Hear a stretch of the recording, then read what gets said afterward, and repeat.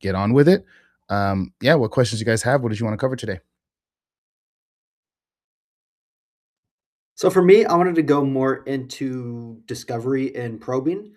It seems Mhm. like when I was rewatching my call, I was staying more surface level. I wasn't going deep enough into the problem, and it's not really clicking. So I wanted to get a little more help on that.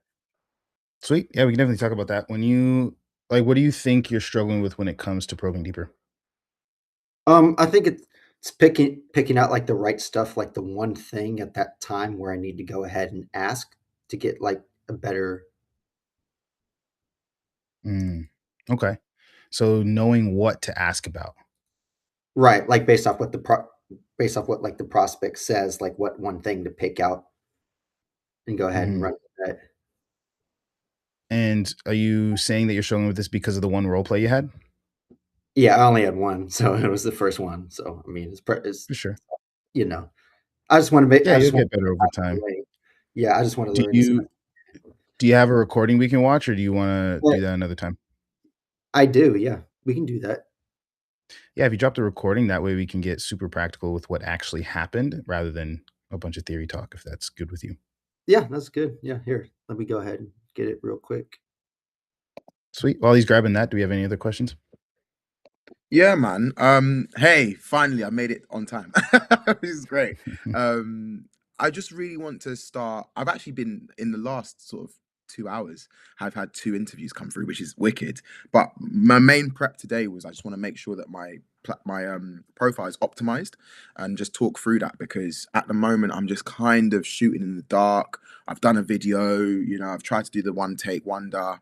I've popped it up but it seems to be working. I say I've got two interviews come through, but I'm also doing like the extra legwork that you kind of said. Like I've emailed those companies directly and I said, hey, I'm interested. I've done that stuff.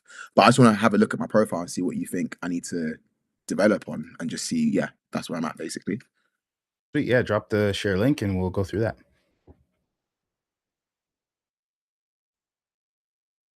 Let me pull up this page here.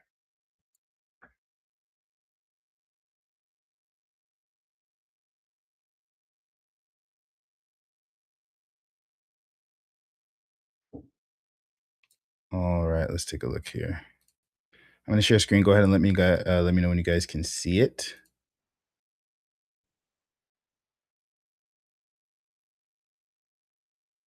All right, sweet. All right, so taking a look at the profile, headshot looks good. Nice professional photo, solid. A lot of times people treat their profile image like it's Instagram, so I'm glad you didn't. Scrolling through, we got the sales history filled out, headline put there. We'll look at the intro video last. UK based sales rep for his sales experience. Okay, solid summary. The portfolio is something obviously you've got to get filled out. I know you've heard me talk about that, getting role plays, getting different examples, cutting it up, splitting it up into sections like discovery examples, pitching examples, handling objections, that kind of stuff. Every time you role play with someone, if they are on RepSelect, they don't actually have to be subscribed, but if they just have an account on RepSelect, I would do like an endorsement swap. So endorsements is kind of just like on LinkedIn, how you can kind of endorse them for something like closing ability, appointment setting, whatever.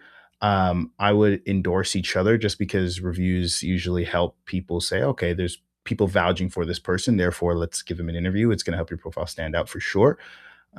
So if you are getting on role playing with people, I would have them endorse you and you can endorse them for what you guys actually worked on. Make sure it's a meaningful one. I've had people like ChatGPT it, and it's obvious that it's ChatGPT. So it doesn't need to be super professional or corporate speak either. It can literally be as simple as, "Hey, I did a role play with Ibrahim. He was absolutely crushing it when it came to the spouse objection. I think you do great on an offer as a closer." Like super simple. You know what I mean? But just having like, imagine you had like 10 people vouching for you, even though they're not business owners will see that and be like, okay, well, maybe there's something here if there's so many people vouching for this person. Does that make sense? Makes a lot of Cool. sense. Yeah, that makes sense. Yeah, Um, yeah. employment history. did a live event, sales manager for the business running events. So one thing all of you guys want to do with your employment history is make the description of it very achievement based, right? There's nothing wrong with saying sales manager for the events, but most people understand what the role was or like the things you did for the role based on um, your job title. Like if you say you're the sales manager, you don't have to then go and put like manage the team, conducted meetings, like you know what I mean? Not that you did that, but you don't have to go and explain everything that that role entails. You can just add the achievements because that's what really matters. What did you achieve at the role? Under your sales management, were there any record months for the company? Did Okay. the Yeah, I'm with when you. you joined the company, was the company doing, I don't know, 1,000,000 a month, and when you left, they're doing 4,000,000 a month? Like, what are the achievements that you actually achieved there as the manager, for that team? And same thing if you're a setter, you're a closer. What was your close rate there? What was your show rate there? What was your, did you close an exorbitant amount of referrals?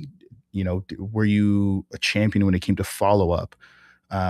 Just whatever stats or achievements you can put is actually going to make this worth reading. You know what I mean? Rather than typical resumes where everyone's like, well, I did this at the role. Well, if you're an appointment setter, you don't need to tell me you set appointments. You know what I mean?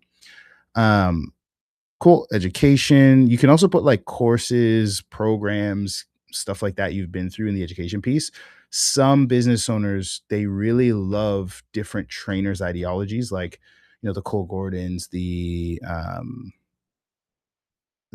I'm blanking, my mind's blanking right now, but sales trainers that maybe have a much bigger name. I've even had some people say, "Oh, I've seen Ty's ads or whatever. I've watched a couple of his videos." So just putting the names of different trainers that you've worked under or just like learned anything from, joined programs of whatever. If the business owner likes their sales ideology, that might help you get more interviews or land more roles. Other than that, solid so far. Let's take a look at this intro Okay, video. here we go. Here we Hi, go. my name's Ibrahim. Please do forgive if you hear a train in the background. I live next to a train station. I'm a sales rep here in the UK, and I have over 4 years of experience in high ticket offers, appointment setting, and cold calling. In the last year, I've collected about £300,000 in the live event space and membership space. And I'm looking to diversify and pivot into the fitness, personal development, and business coaching spaces. This is because they resonate highly with me. I am all about looking after myself, looking after my mind, looking after my body. And I do believe that if a customer can truly hear an honest voice on the other end of that phone when they're about to make a big life-changing decision, they're more likely to do so. So if you believe that my energy, my drive is right for your business, let's jump on a call. I'm constantly developing myself as a rep. I'm enrolled in online courses and I'm constantly learning. So give me the opportunity to show you what I got. Give me the opportunity to connect with me, and let's see what we can do. Let's make some magic this year. Thank you. I'd say it's a solid video. You clearly took the advice that we spoke about. Overall, it's a solid video. If I were to get super nitpicky, I would say the background noise is a little bit loud. So if you just, and that's as simple as if any video editor just cutting out the background noise, that way they can just hear your voice. There's not a lot of the sound of Yeah, cars and stuff in the background. Get a lineup, that kind of stuff. Simple, and it would look sweet. good. So Awesome. I didn't get a haircut. The same man should get a Yeah. trim. Yeah. Get a haircut. Get a Brother, it's haircut, January. clean cut, Brother, it's professional. January. We're talking about interviews We- here, though. You know what I mean? Looks I make hear a it. I hear it. huge, huge difference, I hear it. and lineups save lives. So, yeah, Yeah, man. grab a I hear it. trim, Thank you. and this will be solid. Um, Sweet. cool. Overall, good profile, man. Solid profile. Let's Cool. take a look at your role play, Canyon. Sound good? Yeah, that sounds good. You want to break down what type of offer were you role playing? Was it like a fitness, a sales, a marketing? Like what kind of offer were you Right. actually I was just doing a going for fitness here? offer. Yeah, I was just doing a fitness offer because that's kind of the space I'm familiar with. Sweet. In this one, I'm going to ask for you guys' participation. The biggest thing that Kenyon's looking at here is when asking questions. I'm just seeing a message in the chat. Welcome, Ollie. welcome to your first call. But when asking questions, how do you know what to pick out to probe deeper on? That's what we're going to go over in this. And there's going to be times where I stop it a lot, Kenyon, and I'm going to ask if, because sometimes when you listen back to it, you start to realize, oh my gosh, I should have asked about this. I should have went into there. So I'm gonna give moments for you guys to kind of chip in on what you would ask next. Sound good? That sounds good. I guarantee that's gonna happen. I'll be like, oh, I should have said this. Yeah, because like when you're in the moment, you're so focused on what you want to say next, you're not really fully present on what the prospect is saying, right? So let's take a listen and see what we can see. Good, Canyon, can you hear me? This Good, meeting yes, is I being can. recorded. Yes, I can. Yep. So, My no part problems. starts. Is there, at have we got minute 3 people in the call? 3 You said mark. 18 minutes is when your part starts? Right. Yeah, I let him go first and then I went. All right, let's jump around. Oh, cool. Awesome. Sweet. Hey, Luis, welcome. Today, if it's all good with you, I'm going to go ahead and ask you a few questions, and this is going to help figure out what. It's a closing call, right? Yes, closing call. Yeah. You're really looking for and see if possibly it might have a good fit for you. And then if not, I'll help you go in the right direction. I don't want you being in any type of a commitment where you wouldn't be good for you. So I just want to make sure to get that all clear. Is that good with you? Yes, that's good with me. Awesome, Lise. Perfect. So what brings you in here today? Yeah, basically I'm getting fat and old, and I need a bit of help getting back to the body I used to have. You know, I'm struggling to lose weight, but I'm lifting weight, and I'm struggling with my diet. Oh man. Oh man, it must be tough going ahead, kind of the diet kind of falls back and then just kind of go ahead getting older and fatter a little. Yeah, Mm. 100%. Like, I mean, you know, I cut back 10 years ago, well, not even 10 years ago, 5 years ago. Like my weight did yo-yo, but it was just so easy to get back into shape if I fell off the bandwagon a bit. And now, like, yeah, things are getting a little bit tougher, and I'm not too sure what adjustments to make to get that weight off and get that body back. Oh, the things are getting a little. So what would you guys ask? You guys heard him say, struggling to lose weight, struggling with my diet, was easy before, but things are getting tougher. What would you guys ask? What programs have you been on before? What have you been working on? How are you training? I'd ask some training questions. Like, what are you doing? Okay. Anything else? If I took it back, I would have asked him more like, oh, I forgot the part that I was gonna say. I had it in my head, but I forgot the part. It was gonna be something like real simple, like, could you just tell me more about like It looks I like that's what you say. I'm looking here. It says things are getting a bit tougher. Tell me more about that. What does that look like? I think that's a good question, right? Just because I paused it doesn't mean your next question was bad, by the way. But I oh, do okay. think that question there was a good question. And the reason why I can see Mendim said, what have you tried before? And Ibrahim, you said that you would go right into like, what is he doing for training?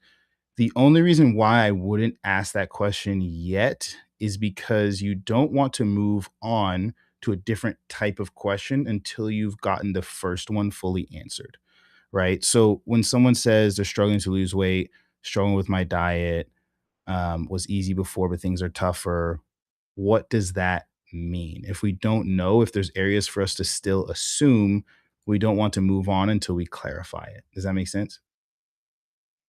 So let's see what he says, and then we'll go from there. A little bit tougher. Tell me a little more about that. What does that look like?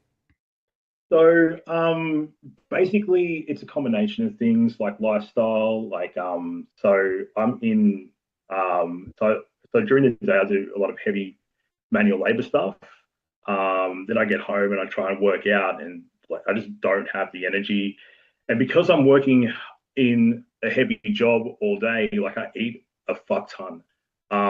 So you know, because I need that energy.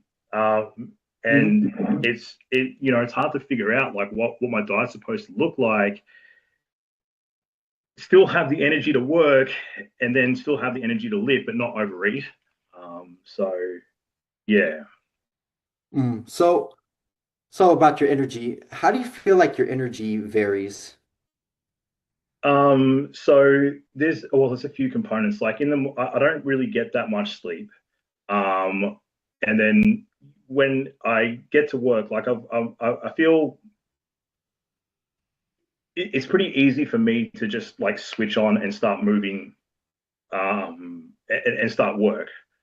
By the end of the day, which is like I work a 9 hour day, I'm pretty much cooked. Mhm. By the time I get home, like I don't have the mental strength to work out, but I do anyway.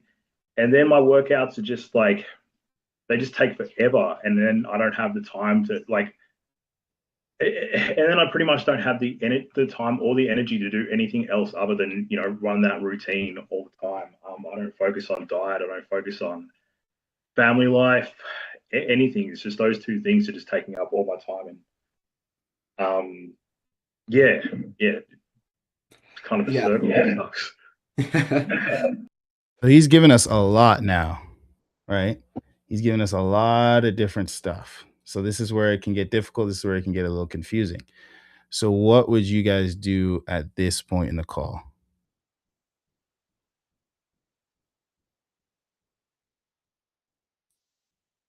He mentioned it was easy before, but things tougher, or he went past that. Then he said, don't have a lot of energy because of work. Hard to figure out what my diet should look like. Don't get much sleep. Workouts just take forever. Don't focus on diet or family life because of it. Now what?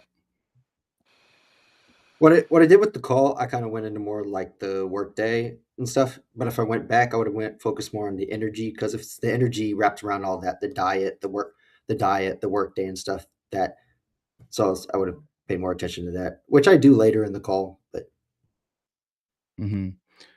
What you want to probe into, actually, before, is there anything else, Ibrahim? You said try to make it about him and what he wants. What do you mean?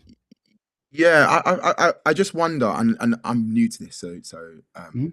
especially the fitness space. I just wonder how we can pick up his morale and just be like a more of like a listening ear. Like I just feel like he's getting very like, my life is this. And it's like, yeah, but what do you want? And I want to see if we can bring a little bit of sunshine to his day and be like, so what is it you want to create?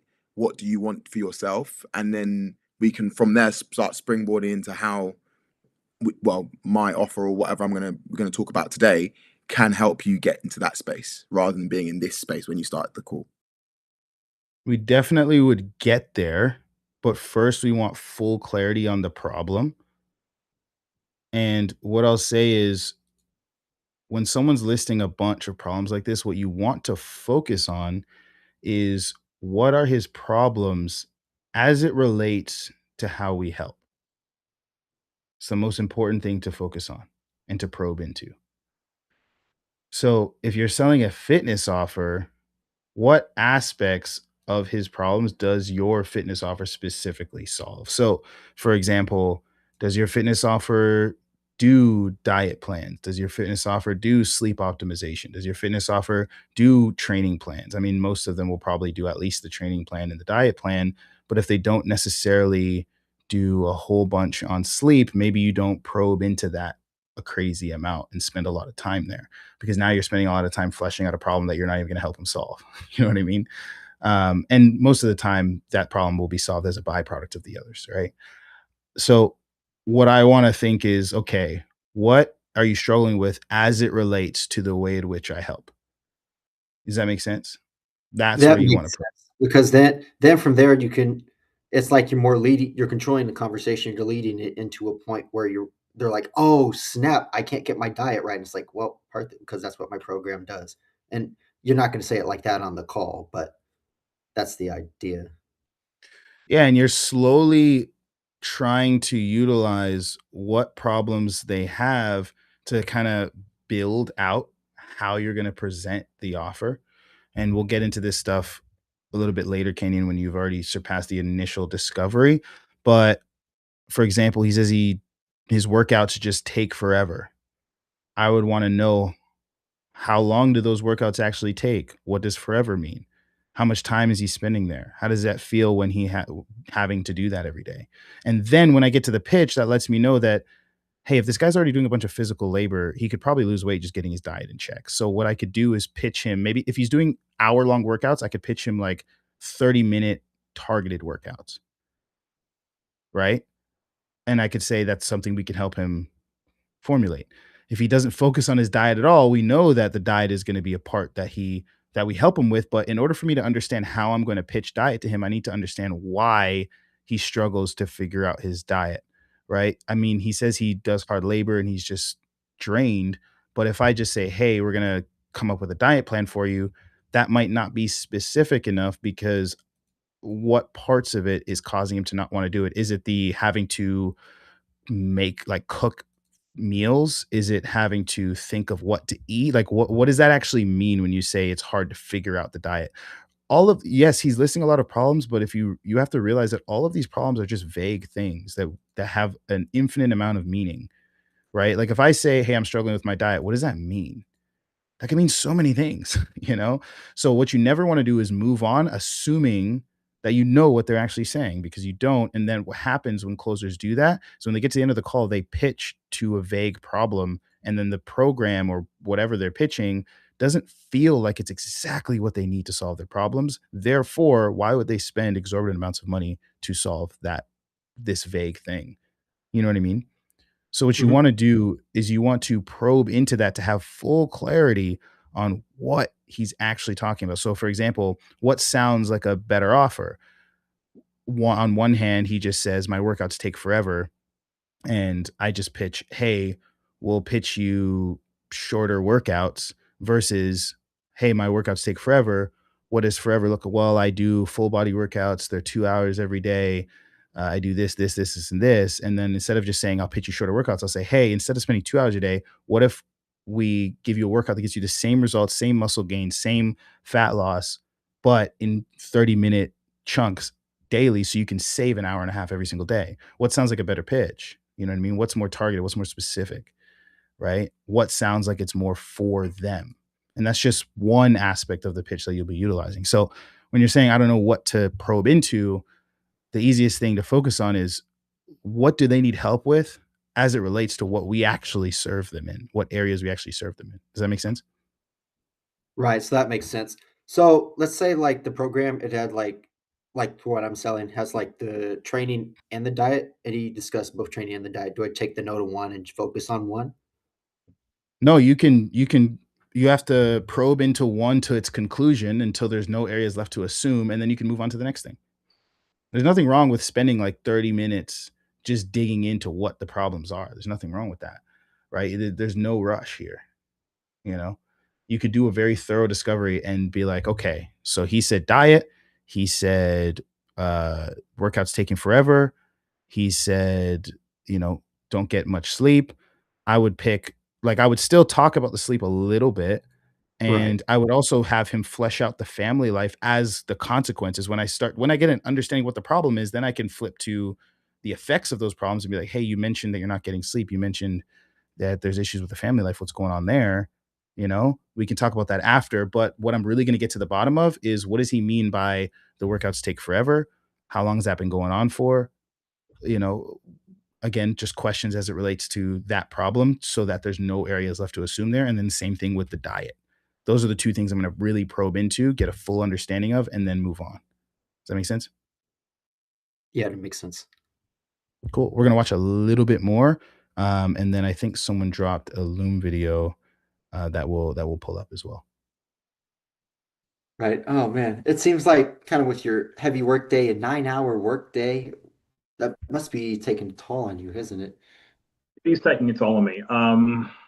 Yeah, it's not. I mean, I've got other goals that I want to fulfill, and not having the strength, not having the mental energy is making me anxious. Like I can just see things sort of slipping away. Right. And then with your energy, you're saying like things are kind of slipping away, the wife and the family's going on the back burner. How's this dynamic affecting your family? Um, yeah. Look. I mean, I don't really have kids, but like when it comes to my wife, I'm not getting that much action.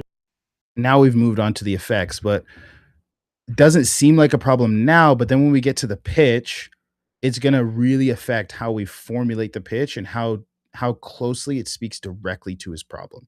Because you see right now we're moving on and the only information we have is his workouts take forever and he doesn't focus on his diet or family. We're going to know that he's probably going to pour out in some depth of how that affects him. It's affecting his family, it's affecting this and that, and we'll know that there's big effects here. But now when we go to pitch the solution, your pitch is 100% going to be vague because you don't have the details of what we're actually solving.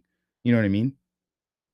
Yes, I know exactly know what you mean. Because I didn't get any info on the diet or the training aside from he works long days. So when I do my pitch, I don't know exactly what he needs for that part. Yeah, it's good that I can find all the effects and stuff, but it's not gonna be able to do anything if I can't get him a solution.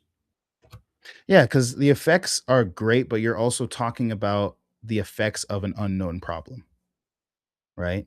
And this is how trust is built as well, because when they know that you know the depths of the problem, they trust your solution that much more,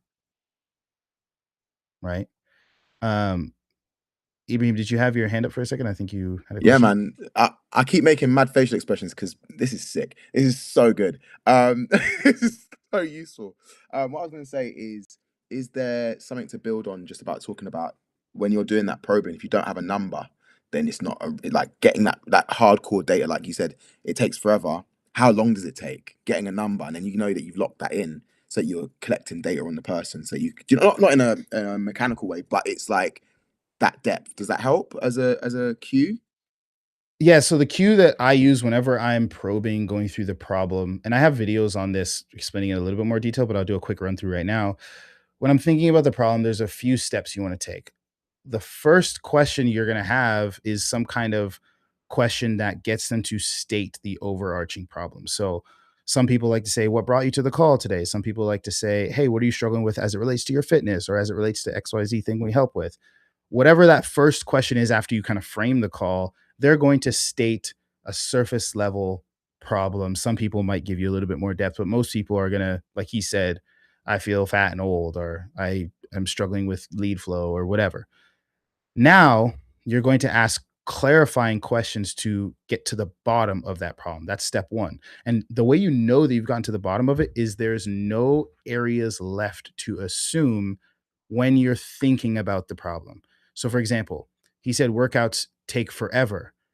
Is there any area that I could assume something? Well, yeah. How long could they take? That's an area of assumption. If I have an area of assumption, I don't know enough, so I have to ask, right? So you're going to continue to ask clarifying questions until there's nothing left to assume about the problem. Then, once we know the what behind the problem, we want to move into the next step of probing, which is more so pressing on pain and then understanding the duration slash frequency of the problem. So if I know what he means by it takes forever, meaning maybe he told me that he does XYZ specific workouts and it takes him an hour. How long has this been going on for? And some, depending on the nature of the problem, I might say, how frequently does this show up? But this one's more of like, how long have you been doing this for? Quite type of problem, right? So now I know what the problem is. I know how long the problem's been going on for. Now I can move into the effects and or consequences of that problem, kind of like what he was talking about when it came to his family life, his sleep, and those kinds of things. And when you do it in that order, the effects, they pour out a lot more and you get a lot deeper of an answer because now you're not just asking about the effects of the surface level workouts taking forever. You're asking them, how is that, doing how has doing hour long workouts that you don't feel fully, like you don't feel are fully effective, been for the last 6 years? Like, you know what I mean? You're asking them a question that's very specific to the problem that they said.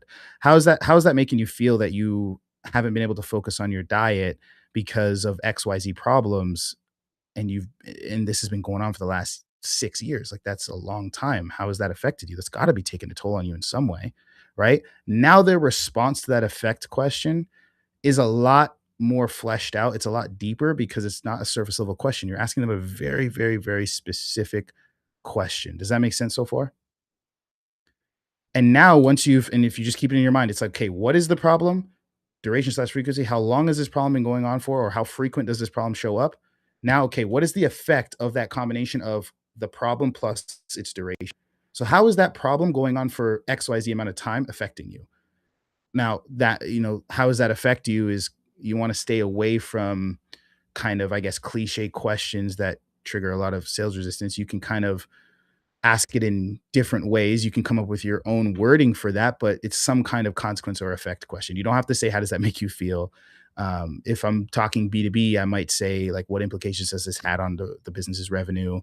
I might say, hey, XYZ happening for 6 years, like that's got to be taking a toll on you. And they say, yeah, it has. And I say, in what way? That's another way of just saying, how's that affected you? Come up with creative ways to say it. You don't have to sound like every sales rep and say, so how does that make you feel? How does that affect you? Right. But once you get that, now, like you said before, Ibrahim, we can kind of brighten the mood a bit, and we could say, now we have this full, deep understanding of what is going on. Now I can say, so what do you want to see happen? What's the actual goal here?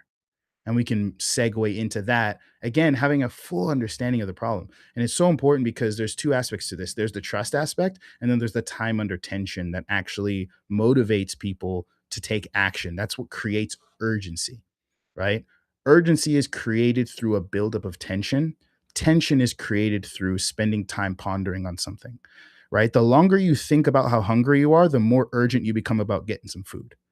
That's just how our bodies work, right? The longer you think about something, the more it's on your mind, the more urgent you are to do something about it. It's why vacation commercials, everything's usually in slow motion.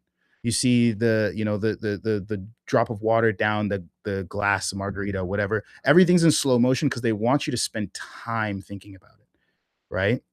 So if you spend 20, 30 minutes asking questions and fully understanding what the problem is, they're talking about it for so long, that time under tension makes them be like, man, I really got to do something about this, right? You're bringing to the forefront of their memory, of their mind, that this is something important. This is something you have to deal with. Does that make sense? It's like everyone here has probably watched a sad movie that either made them cry or made them feel sad. But it wasn't like the description of the movie that made you cry. It was the time spending in that sad scenario of the music and the effects and the situation happening. It was probably a build up to the point of, okay, now I'm sad, right? It's the same thing on a sales call. The longer someone talks about, have you guys ever explained a story about something that made you angry, but you're talking to someone else, the scenario is done, but now you're actually getting mad in that moment while explaining the thing that made you mad? Why? Because you're talking about it. It's the forefront of your mind. You're thinking about it, and just thinking about it gets you heated again. You know what I mean? It's the same thing on a sales call when I'm saying, so how did that affect you? So how long has that happened for? When's the last time this happened? When I'm asking all these questions, they're thinking about it. They're thinking about it. They're thinking about it. They're like, man, I really got to do something about this now. Like, that's how urgency is created. And that's the first piece. And the second piece is the trust piece, is when I know that you know everything and you've taken the time to do your due diligence on what the actual thing I'm facing is. I can trust your solution. And I say this illustration all the time. Imagine you walk into a doctor's office and you say, hey, doc, my knee hurts. And the doctor immediately says, your knee hurts? Cool, Ibrahim, here's a pill. Take it. Right? Versus the second doctor where you say, hey, my doctor, my knee hurts.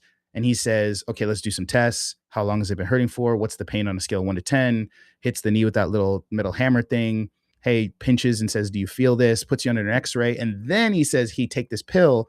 Which doctor's pill are you going to trust? Probably the one who did their due diligence and actually probed and diagnosed what was going on before they gave a solution. And that's why I think what's really important for salespeople is the energy they have on the call for the whole beginning of the call should never be like an energy of, hey, I've got the solution for you. I know what you need. I got this. It should always just be like, discuss, like, why are you here? Help me understand you. What's going on? Just asking questions. There's confidence in what you do and what you have, but you're not pushing that confidence in a way that's, I know that you need this, until you've sold yourself on the fact that they should do this. Right. So everything, your tonality, your energy, everything is from the standpoint of curiosity. until you have a full understanding. Then you can crank up the conviction and be like, hey, you know what? I think this really makes sense for you. And that's when that conviction is believable, because I'm sure all of us here has had someone try to offer us something without even trying to figure out if it's what we need yet. And we're just like, get out of here. You can't believe that person. Does that make sense? I know that was a bit of a long-winded kind of way to break down the formula, but that's, again, I have videos in the classroom on this. But that's the overall formula of like probing into the problem. It's what's the problem? What's the duration/frequency? What's the consequences or, effects of that combination? Now we can move on to what the goals are and what we actually want to see happen. Does that answer your question, Ibrahim? Solid. I know we had a loom here by Malik. Let's take a look at that, and then we'll answer any other questions that you guys have. Let me just share screen real quick. Here we go. You guys can see that? Okay. Hi, my name is Malik, and I have over 2.5 years of experience in high-performance sales environments, including door-to-door and B2B sales. So across that time, I've been responsible for prospecting, running discovery, handling objections, and closing deals, contributing to over 800,000 in total revenue. So I'm comfortable with consultative sales, conversations, longer sales cycles, and working with prospects who need clarity and confidence before committing. So I focus on asking the right questions, controlling the frame of the call, and leading prospects to clear outcome rather than pushing transactional closes. So I was recognized internationally for my performance, receiving a sales award in Paris, which reflected consistency, resilience, and execution in a competitive environment. So that experience reinforced my standards around preparation and accountability. In terms of how I operate, I'm disciplined, self-directed, and reliable. I take ownership of results, and I adapt quickly to feedback and maintain consistency under pressure. So I value structure, transparency, and being part of a team that take growth seriously. So long term, I'm looking to align with a company where I can contribute meaningful revenue, continue refining my craft, and also grow the business. Thank you so much for watching. Look forward to connecting. So my feedback on this one is there's nothing wrong with anything you said. I just want to rearrange the order a little bit. So I noticed that at 20 seconds, you spoke about the revenue generated, and at 50 seconds, you spoke about the achievement of winning a sales award. The problem with those times is most business owners and recruiters that I've worked with watch the first like 15 seconds, 20 at most. They usually click. They're like, okay, is he a good communicator? And then they sometimes watch longer if something sparked their interest, but usually click off and have made their decision within like 10 seconds. So it's just like anything, YouTube videos, reels, whatever. What's your hook? Well, the hook is going to be your sound, your look, but then also if you do have any of those achievements and track record, that's also going to be your hook. So the only thing I would really change in this is I would kick it off. Hi, my name is Malik. Over 2.5 Hi, my years, name would you is say? Malik, and I have over 2.5 years of experience in high-performance sales environments. 2.5 years in high performance sales environments. I've generated over $800,000 in XYZ, and I've also won XYZ awards. Then you could say everything else. You know what I mean? Because that's just that's like, oh, okay, cool. Oh, that's now let's hear what else he has to say. That's your hook. Does that make sense, Malik? Yeah, it does. Cool. Other than that, I think it's good. If I were to be super nitpicky, I would just say angle the camera so you're not looking down on it, make it more like straight on.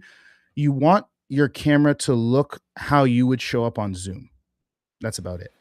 Like you want to make sure that you look the exact way you would look on Zoom, because that's what they're looking for is how would this person show up on a Zoom call? Again, super nitpicky, but you want to have it in alignment with your eye level so that way you're looking straight on. But other than that, solid video. Thank you. Awesome. Any other questions we have? What else we want to go over? Yeah, Ibrahim? Before I ask my question, does anyone else want to go? Because I've asked a lot of questions. I'll hold off for 2 seconds. Doesn't look like it. Okay. What my question is around. Okay, so you've got the offer, you're in the offer, you're making money.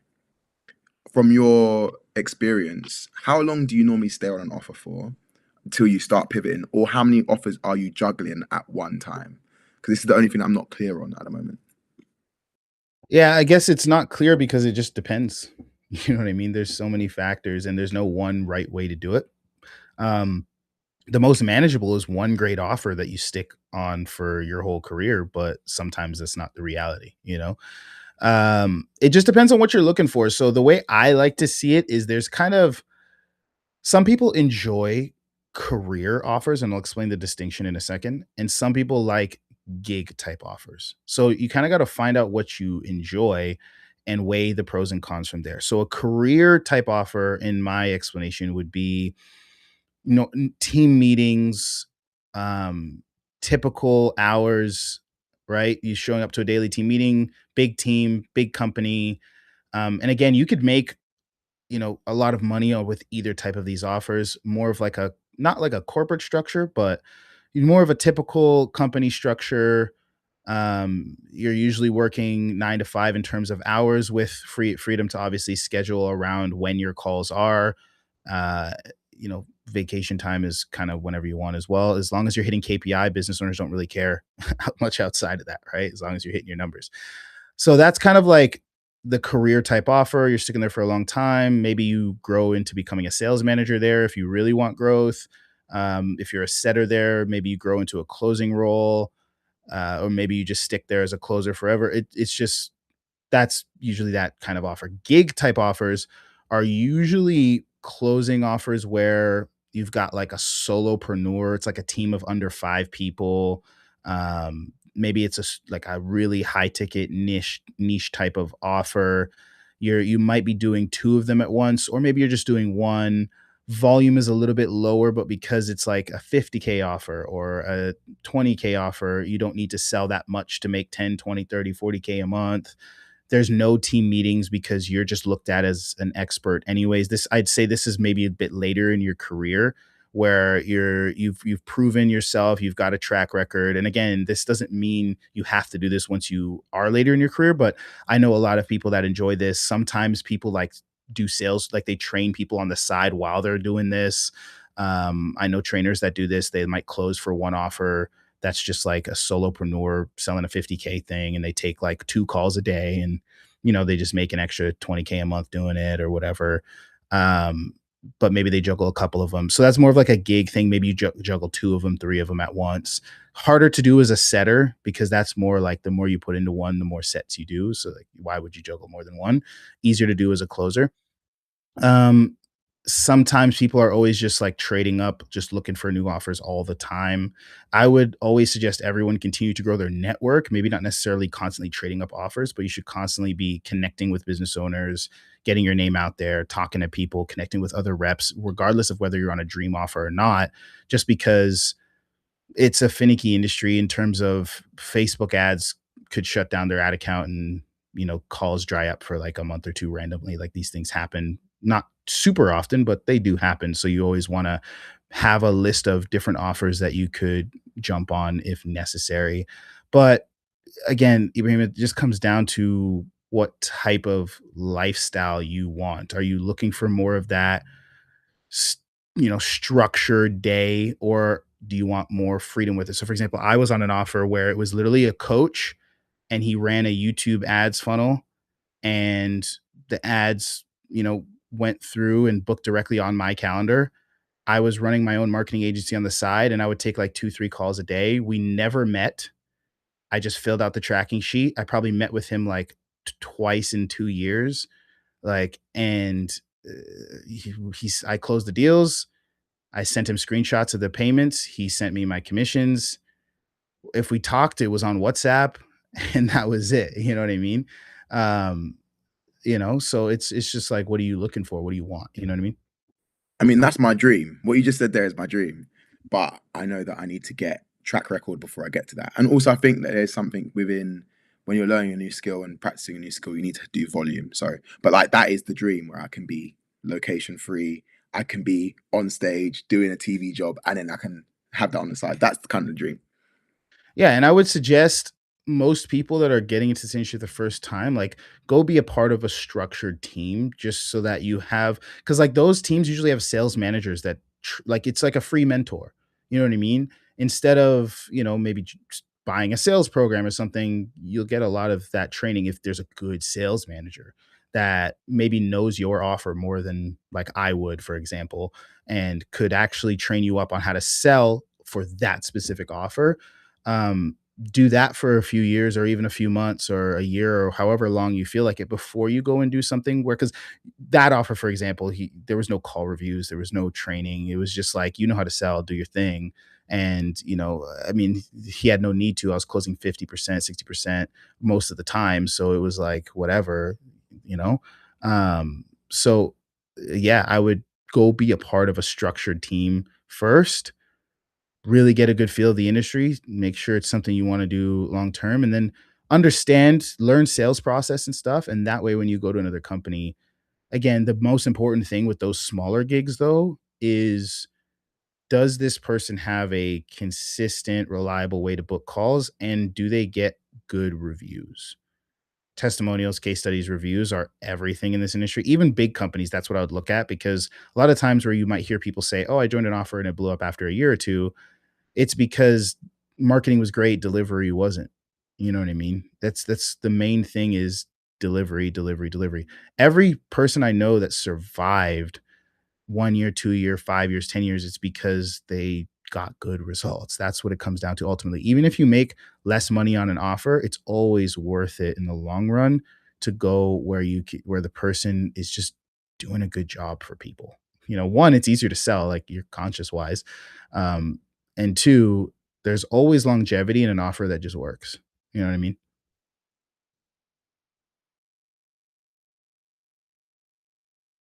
But hopefully that answers your question. I'm pumped. I'm just my energy on this call is so high because it's nice to be able to talk to someone like a human. I've said this on the last call, whereas a lot of these sales things, then they're not. It doesn't feel real. So I really appreciate your time, bro. Honestly, it's big. It's really big. Yeah, no problem, man. Glad I can help. What else we got? We got 10 more minutes. Is there anything else we want to cover? Could always wrap up early if not, but yeah, let me know if we got any other questions.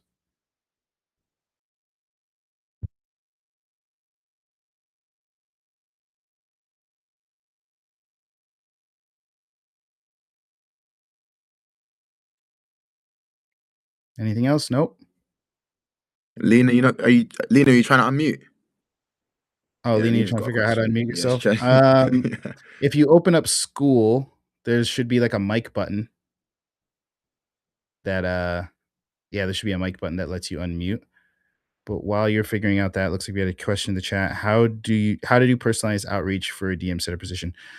Are you talking about landing a role, or are you talking about doing the actual job? Landing a role.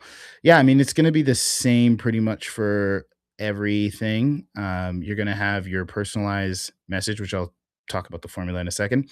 But then you also want to make sure you're doing follow up when you're reaching out to these business owners, because you have to remember, if you're applying for a sales role, the first thing on the list to sell is your own skill set.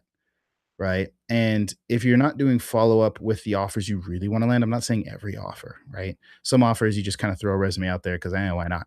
But if it's an offer you really want to land, do the follow up, message them on different platforms, email, then message them on Instagram, message them on LinkedIn. Do what because you want to showcase, hey, this is what I would do if you gave me a lead, right? Business owners pay a lot of money per leads. I think I went over this last call where to book a call in your calendar, usually it's like $200 or $200 to $600 cost per call, typically, from all the funnels I've seen. As an appointment setter, it can be $20 to $30 per lead, sometimes cheaper, but usually at scale, it gets more expensive. So business owners want to know, yeah, I can review that, Lena, if you want to drop a link. Business owners want to know that when they give you a lead, you're going to work the lead and make sure that it either converts or doesn't, right? So you can showcase that skill and that persistence by the way you persist to book an appointment, which is booking the interview, right? So that's the first thing to keep in mind. So when it comes to the actual formula, where a lot of sales reps go wrong is they send a message just saying like, hey, I'm a sales rep, interview me or hire me, or hey, I'm skilled, or hey, I joined this program and I've got training and blah, blah, blah, blah. Right. Um, Sometimes they personalize it a little bit and say, hey, I saw you're hiring. I saw your job post. I think I'd be a good fit for the role. Let's interview. It's okay, but you're not standing out at all when you do that. The best way to stand out is list reasons why you'd actually be a good fit for that role for the business owner. Because when you say, even if you send your resume, hey, I'm a sales rep, here's my resume, here's my intro video, here's my this, what you're trying to get the business owner to do is look at your resume, look at your intro video, even worse if you don't send one, but you're trying to get them to look at your assets and then spend the time to diagnose and be like, okay, based off of their video, based off their resume, what aspects of this are relevant to my business and should I give them a shot? That's a lot of work. Imagine if you got like 50 of those a week or 100 of those messages a week. The business owner is probably already busy with a bunch of other things. You think they have time to really do all that diagnosing. So what they end up doing a lot of times is just ignoring it. So what you could do is do the work for them. Instead of just saying, here's my intro video, or, hey, I saw you're hiring, hit me up. You can send them a message, say, you want to follow their instructions. Hey, I saw your job opportunity for XYZ. I went ahead and applied, because if you don't apply, they're just going to say, oh, did you apply? Go apply. Let them know, hey, I did apply. This is why I believe I'm a good fit. Bullet point, bullet point, bullet point. It could be 1, it could be 3, it could be 2, whatever, but give them a few reasons so that you did that work for them.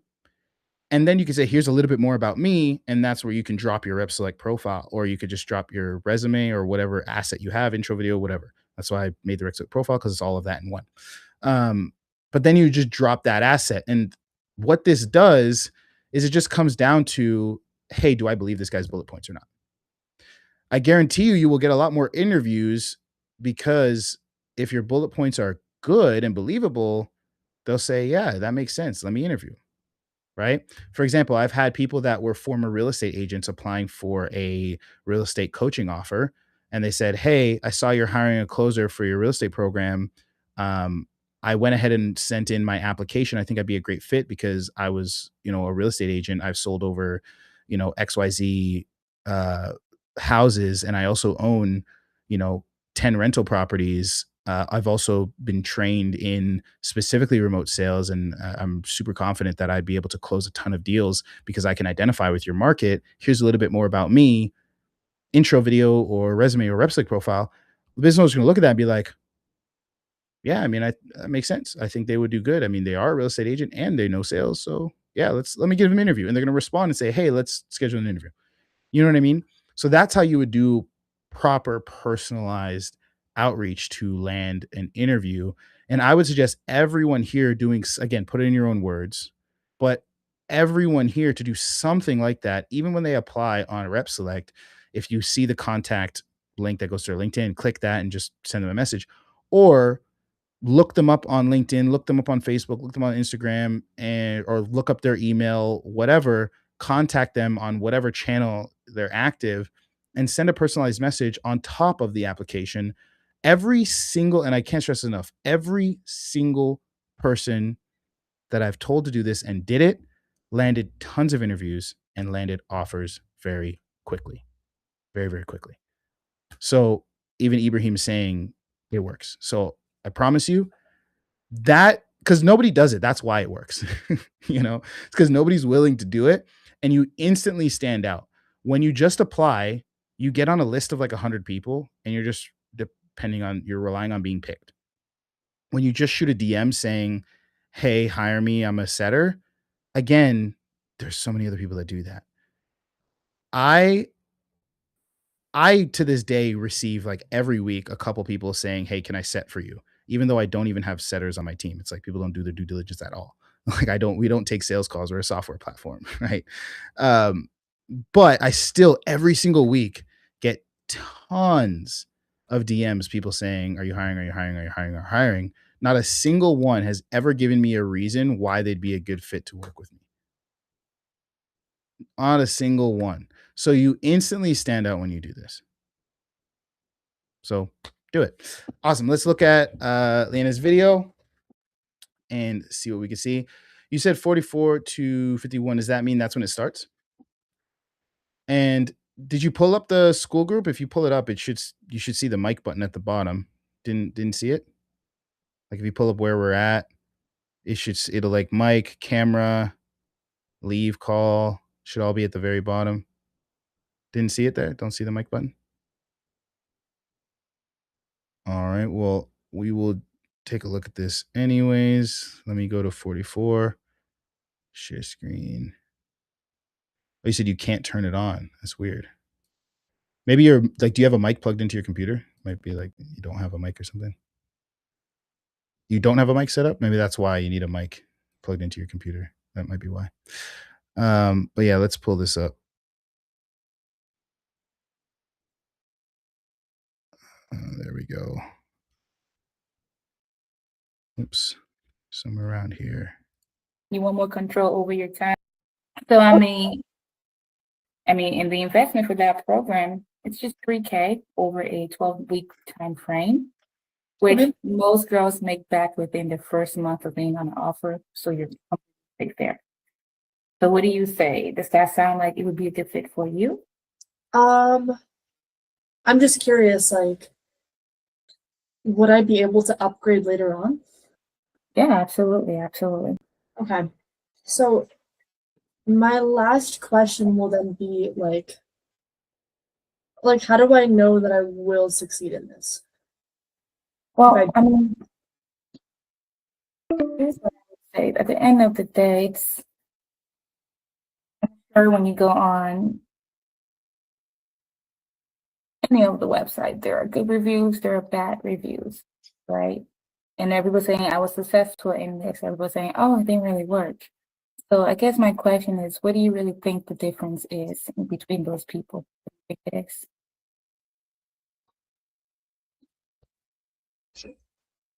Maybe just like bad luck. Could be, but let's be realistic here. Like you're in sales. I'm sure there's people in your company that do very well, like you. And there's people that don't do as well.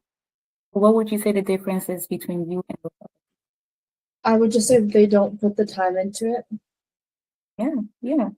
And it's the same thing with everything. I mean, with all the support that we're offering you, that placement piece, that having that support, having Ava in your corner, working with other women, having the whole curriculum at your feet. If you were to put that work in, where do you think you would see yourself?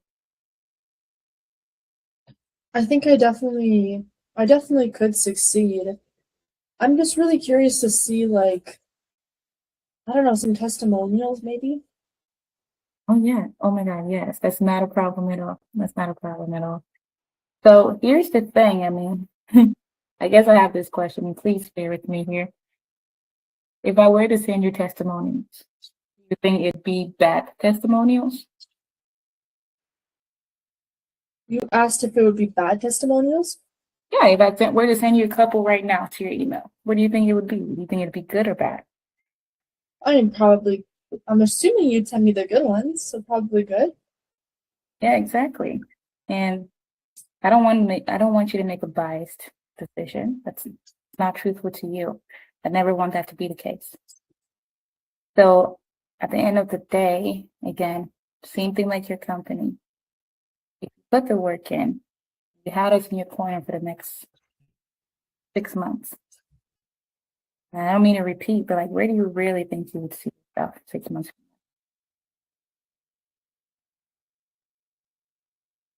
from I think I would see myself succeeding. now? Why is that? I would say I just like what we've talked about. It seems like you guys cover everything that I would need to succeed. Especially with the placement. Um, yeah, no, I definitely think I would succeed. I guess I just gonna have some fear around it sometimes, I guess. Well, I hear you there. That's understandable. So when you say that fear, is it fear coming from within, or is it more on us? Where is that really coming from? Um, I guess from within. Like obviously I know that I have the work ethic, but also I guess in person I have people pushing me, but like if I am in a bad mood or if I'm like, ugh, like door slammed in my face, like I'm feeling bad, I want to give up. Usually there's someone to be like, no, like let's go, let's do this, you know. So I'm just worried about like if I feel that way here with something that I will be forced to fix it alone, I guess. Yes, no, that makes sense. I completely hear you there. Well, here's the thing. You're always going to have access to Ava, right? I understand right now you can go to your manager who's next to you, but with the support that we offer, I mean, you can just text Ava, literally one text away when that shows up for you. So, I mean, you have a whole bunch of women backing you as well, right? From what you told me, you have a very supportive fiance as well, right? So with all that support that you have, when that fear shows up for you, how would you handle it? Probably I'll probably tell him, and he'd probably tell me to um I guess to keep on trying to look on the bright side, that kind of thing. And when that shows up for you right now, is that what he tells you? Yeah. Yeah. I love that you have a very, very supportive relationship since so healthy. It's like a breath of fresh air, honestly. Um, and Karina, listen, can I be honest with you just for a minute? Yeah, totally. Like, I get it. Change it can be very scary, especially seeing as what you've already told me, right? But honestly, let's think about this for a second. Like, what's scarier, right? I think what's scarier is staying where you're at right now. Like, I only really see two options for you at this point. Stay where you're at, or you're currently unhappy with not having that time, not having that vacation freedom. Feeling like you have to sacrifice something to even have more of that. And you can stay where you're at, not have more time with your boyfriend, your fiance. And then you can look back in, like 5 to 10 years from now and wish you had made a change, right? Or you can make this change for yourself and start getting those 10K months. Start getting more of that time back with your fiance. Start really repairing your relationship. And finally start living the life that, you've been wanting. So yeah, you made a good point in the chat, letting her answer which is scarier. So far, not a bad way at all to handle the objection. The way I like to do it, especially handling fear, is primarily I don't really want them to think too much about like, oh, this is scarier than that. I want them I want to help them normalize the fear, right? Because at the end of the day, why would anyone be afraid of taking a big step like this? Could anyone answer? Why would there be fear right now?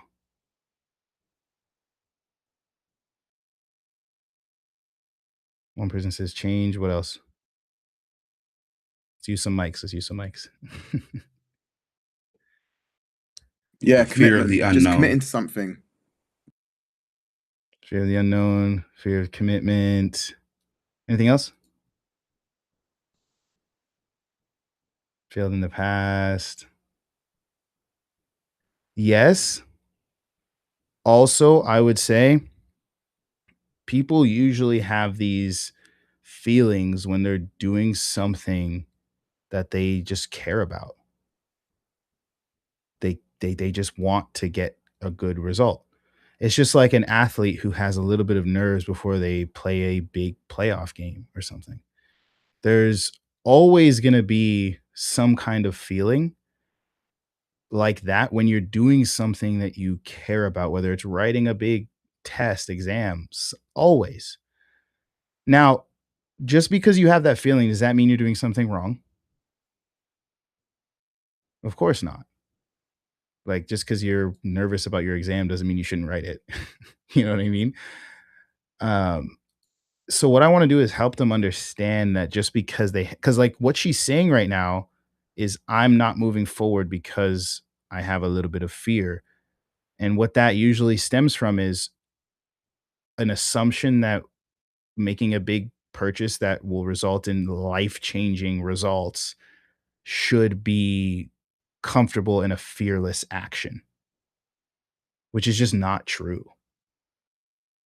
You know what I mean? Like, why would that be if we have nerves for things like big sports events, tests, interviews for jobs you really want, why would something where you make a big investment bet on yourself to absolutely, which most of these programs do, absolutely transform your life, why should that be like this 100% sure, unfearful thing? And what a lot of closers do in the moment when they bring up fear is they like try to solve it. They try to like get the person to like get rid of the fear and then say yes. Oh, because of this conversation, I am no longer afraid, therefore I'm going to move forward. And when that happens is you run into a wall because it's like they care about us. There's always going to be some kind of fear. And what usually happens is you give them like a little burst of confidence where the fear like disappears for a second and then they buy and then they get off the call and they're like, actually, I gotta, the fear came back, which means that burst of confidence you gave me wasn't real. So the fear came back. Therefore, I got to cancel. I want a refund. I got to back out. But when you make them realize that the fear is normal, when they get off the call and the fear comes back, they're like, oh, yeah, this is normal. I'm supposed to feel this way. That's okay. It's okay. I'm still going to show up to the onboarding call and get this thing done because I'm supposed to feel this way. But when you don't let them know that they're supposed to feel this way, you might help them overcome it in the moment, but it's just going to come back. There's nothing you're going to say that's going to delete the fear for a week. And if you want the payment to stick, it's like it's got to stick for like a couple months. Like, you know what I mean? They got to get into it. You know what I mean?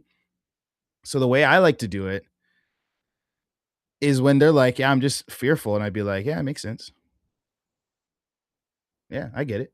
I mean, at the end of the day, can we agree that when you do this, having XYZ result would be massive change for you and totally change your life and be amazing, wouldn't it? Yeah. So yeah, I mean, why wouldn't you feel a little nerves or fear around that? It's a big deal. But at the end of the day, it's the nerves are not a reason to not do it. It just means it's something you care about. Like, can we agree? You care about getting good results with this, right? Yeah, I do care. Well, yeah. I mean, then of course. I mean, I would be wondering why you don't feel a little nerves. I would wonder if this is something you really want to do. And they're like, oh yeah, I guess you know what I mean? And like they realize that the fear is normal. And then I'll ask them, I'll be like, but is the fear, is the nerves, is that a big enough reason? And again, this depends on what they care more about. Do they care more about escape? Because everyone has two forces pushing them towards a goal. You either are running away from pain or you're running towards a desire. So it's like I'm so hungry I'd eat anything, or I mean, some ice cream would be really good. So I'm gonna go, that's my desire is some ice cream. Right. So depending on what it is for them is what I'd use here. So let's say she was running away from pain. And I think you said spending more time with your fiance, right? Let's say she's running away from the pain of, not being able to spend time with her family. I might say, but is the fear a big enough obstacle to continue not spending enough time with your family?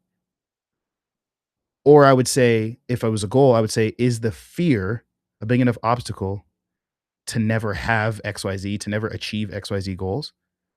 Usually they're like, no, it's not, right? And then you go from there and I say, yeah, because at the end of the day, um, you know, you want to show them that like this is the logical decision. Like the not doing this because of fear is the emotional decision. The logical decision is we just spent an hour diagnosing everything and coming up with a perfect plan for you, and it all makes sense on paper. You know what I mean? So that's how I'd handle fear, you know, and help them overcome it. And then I would couple it with kind of, because like what you say her fear was around. Her fear was, oh, I might not have support. And I'll say, and listen, I mean, at the end of the day, we already went through, we know that this is why this is a good fit for you, XYZ. And listen, you've got coach XYZ with you, and she's going to be there with you every step of the way. And it's all in your energy and how you portray this, the confidence that you have. Like, you need to have a very calming, I guess, like oak tree energy when you're handling objections. You never want to talk fast. You never want to be like quick to respond. You want to be slow, but insanely confident. Because what that does is sales is a transfer of belief. Because they're going to be like, why is Lena so confident? Why is Lena so calm? I'm freaking out here. Why is she so calm? She must know something that I don't know, because she's super confident in me doing this. And again, that you're confident in me doing this doesn't count. If we rewind all the way to the beginning of this training call, it doesn't count if you were like that from the beginning of the call, because you didn't actually take the time to understand them yet. So if you were like confident that they should do this from the beginning, they're like, oh, this is fake. You're just trying to sell me. But if you're like super curious and like, why do you want to do this? Why is this so important to you? Tell me more about that. I'm super curious. And then once you actually understand them, now you're like, oh yeah, you should definitely do this. We're going to be with you every step of the way. I'm confident. I am confident that you're going to crush with this if you're just willing to put in the work. If you make that switch when you're pitching, like you go from discovery to, okay, now you have sold me that you should do this. You've sold me. I'm asking you questions. I'm trying to understand you. I sound even skeptical when I'm asking you these questions. Like, why is this so important to you? I'm almost pushing you away. And you feel like you're like justifying to me why this is important to you, why you need to do this the whole call. And then I just make a switch and I go, oh, now I believe you. Now the confidence is believable because you did it after you learned about them, after you discovered, after you got to know them, after you probed deep and really got to understand their thought process, after you understand their situation, after you understand their goals, their dreams, their hopes, the pain they've been through, the struggle. Now it's believable. So it's like everything has to tie together. And now you can confidently end this call be like, Lena, I think you would do a great job. And as long as you're willing to put in the work, we're going to be there with you every step of the way. But you have to be willing to show up as well. We can't want it more than you do. So are you ready to show up so we can actually get you to a place where you're spending more time with your fiance, where you're earning the 10K that you want to be earning? Are you ready? And again, don't make it sound like a fairy tale. Let her know it's going to be work. It's not going to be easy. This is not get rich quick. This is not like, it's going to take work. I had someone DM me the other day and they're like, hey, if I join Rep Select, how easy would be to get XYZ? I'm like, nothing worth doing is easy. And so it's never going to be easy. Again, you're just breaking trust if you try to make it a fairy tale. Marketer's job is to make it a fairy tale, you know? So that's where, and again, this is like when there's so much trust when you do it this way, because they understand they're supposed to be afraid. When you try to make them feel like, why are you afraid? What are you doing? Like a lot of people train you to do, don't be afraid. We've got all this support and all this thing and all these testimonials. Why are you afraid? They can't just help the feeling because they care about it. You can't get them to just not care about it by, you just spend an hour getting them to care about it, you know? And now you're trying to get them to not care anymore and just like dive into a decision with zero fear. It's like, it's not about that. It's about a few moments of confidence to make the decision and to do the work, because is this something you care about? You know what I mean? So that's what I would change here is kind of just the approach. Like I like, again, it's not necessarily about the things you said per se or anything. I would just slightly adjust how you went about doing the same thing. So you are kind of being like, because you said here, you could stay where you're at, not having these, but I would kind of shift how I talk about it from like, what's the bigger fear to is the fear and uncertainty a big enough obstacle to stop you from all of these great things? Are you going to allow that? And it's the same thing when I talk to people when they're like pricing objection. When I probe into it and it's like, okay, so you have the money, but there's just fear around making the investment. Is that fear a big enough obstacle to keep you from all these great things? It's like, and if they say, yes, it is a big enough obstacle, then it's like, well, I'm sorry, I can't help you. It's like, how do you expect me to help you if, and then you go from there. Again, it's also just a indifference. I'm not trying to force you to sell. I'm trying to help you make the best decision possible. I've had people where, I pitched it and they're just like, oh, well, is the investment. I've asked them, hey, if you could press a button and have the result, would a 3K investment be worth it? It was like some relationship offer. And some people said no. And I said, okay, well, I guess we have nothing left to talk about. Because if it's just not, if the result is just not a big enough result to warrant the investment, then it's just not like, like, what am I going to say? You know what I mean? Your confidence will handle a lot of objections for you, but it's also how you get to that confidence that matters. You can't just come on off the bat. There's different types of confidence in sales. There's confidence in the product or service you're selling, which is something you have always. But then there's confidence in the person that you're speaking to utilizing the service, which is something that should only come after a thorough discovery. Do you guys understand what I mean by that? Any questions on that? Any confusion?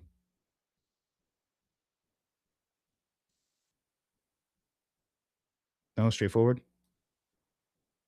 So those are the two types of confidence, right? One is you hold it back and you're almost like, I need to sell myself.